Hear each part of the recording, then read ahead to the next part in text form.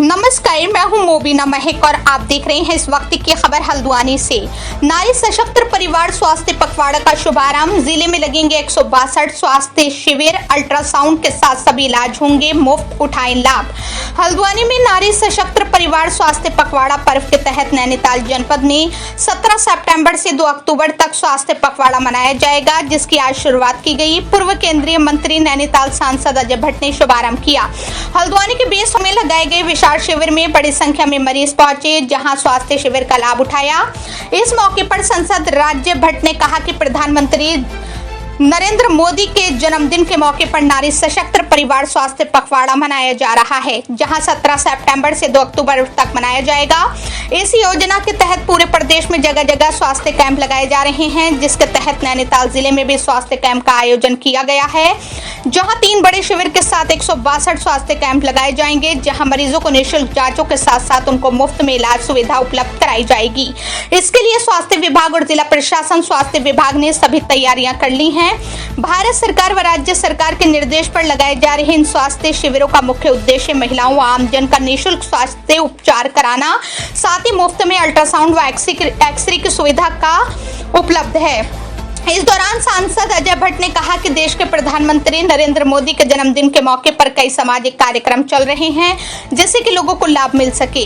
इसी के तहत स्वास्थ्य शिविर का आयोजन चल रहा है, जिससे कि लोगों को इस योजना का लाभ मिल सके। उन्होंने कहा कि प्रधानमंत्री मोदी के जन्मदिन पर सेवा भाव से कार्यक्रम किया जा रहा है, जिससे कि समाज में अच्छा संदेश जा सके, जिससे कि देश दुनिया के लिए उदाहरण बन सके।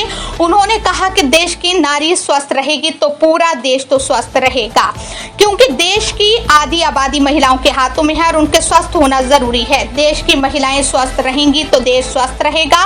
उन्होंने कहा कि लोगों को स्वास्थ्य सेवा बेहतर हो, इसके लिए प्रधानमंत्री स्वास्थ्य बीमा योजना के साथ साथ कई तरह की योजनाएं चलाई जा रही हैं, जिससे कि लोग इसका लाभ भी ले रहे हैं। आज लोगों को मुफ्त में इलाज भी मिल रहा है। उन्होंने कहा कि मोदी जी की दीर्घायु आपके लिए पूरा देश अपने अपने तरीके से मना रहा है और अभियान अपने तरीके से मना रहा है और सभी लोग उनके जन्मदिन के मौके पर सेवा भाव से अपना योगदान दे रहे हैं। भर में इसी तरह से माननीय प्रधानमंत्री जी के जन्म दिवस पर लोग शुभकामनाएं दे रहे हैं, शिविर आयोजित कर रहे हैं। स्वच्छता जो हमारा है वो कार्यक्रम चल रहा है, सेवा का हमारा पूरा पखवाड़ा चल रहा है। यानी जन्मदिन को भी हमारे वहाँ सेवा के रूप में लेते हैं। ये पूरे देश और दुनिया के लिए एक उदाहरण है। स्वस्थ नारी स्वस्थ भारत।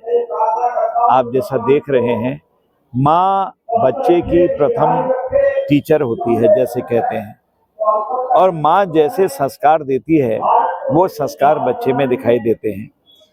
अगर माताएं बहनें स्वस्थ रहेंगी तो देश स्वस्थ रहेगा। स्वस्थ बच्चा पैदा होगा, उसकी मानसिकता स्वच्छ होगी, स्वच्छ शिक्षा जाएगी, उसकी दीक्षा जाएगी, हर प्रकार से उसका पोषण ठीक तरीके से होता। इसलिए माँ को स्वस्थ होना बहुत जरूरी है। इसके पीछे कॉन्सेप्ट ये है। आज सेवा कार्य देश में जगह जगह पर रक्तदान शिविर जगह जगह चल रहे हैं, हर जगह पर, और लोगों ने मैराथन दौड़ भी इसमें आज प्रारंभ की है कई जगहों पर। इस तरह से जो मोदी जी के प्रति स्नेह है पूरे देश को, कहीं हवन हो रहे हैं, कहीं यज्ञ हो रहे हैं, कई लोग माला जप रहे हैं उनके लिए कि उनकी दीर्घायु हो।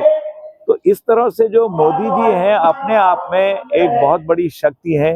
वो एक ऐसी आत्मा उनके अंदर है जिसकी बातों को कोई काट ही नहीं सकता है। आपने देखा ना, जीएसटी में आज पूरे दुनिया में हम छा गए। लोग समझते थे कि शायद आर्थिक क्राइसिस आ जाएगा भारत में, लेकिन हम चौथी आर्थिक शक्ति बनने के साथ साथ तीसरी आर्थिक शक्ति भी बनने जा रहे हैं। आप सबको पता है, जो जीएसटी अभी लागू करी है, किस तरह किसी को उम्मीद ही नहीं थी ऐसा भी होगा, कोई उम्मीद नहीं।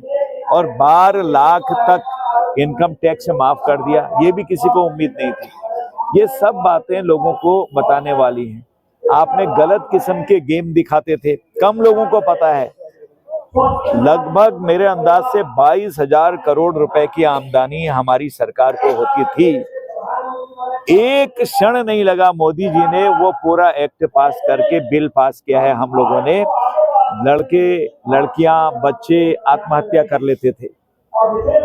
जो हम गेम खेलते थे, आप सबको पता है, ऑनलाइन में जो गेम खेलते थे, कितने लोगों ने अपना जीवन स्वाहा कर लिया। इसकी अंतर पीड़ा को किसने सुनी? देश के प्रधानमंत्री जी ने। उन्होंने माताओं के और उनके पेरेंट्स जो है माता पिताओं के दुख को देखा। किसी की हिम्मत नहीं थी कि बंद कर दे। अभी भी वो लोग सुप्रीम कोर्ट इधर उधर गए हैं, लेकिन जनहित के लिए, युवा पीढ़ी को बचाने के लिए, बच्चों को बढ़ाने के लिए इतना बड़ा कानून आम आदमी को अभी तक पता भी नहीं है कि मोदी जी ने इतना बड़ा काम कर दिया है। वो कानून ही पूरा संशोधित कर दिया। कोई सरकार की इनकम की कोई परवाह नहीं। जहां हमारी पौध, हमारे बच्चे, हमारे भविष्य लगातार आत्महत्याएं कर रहे थे, जीवन को समाप्त कर रहे थे, उनको बचाने का सबसे बड़ा प्रयास किया है।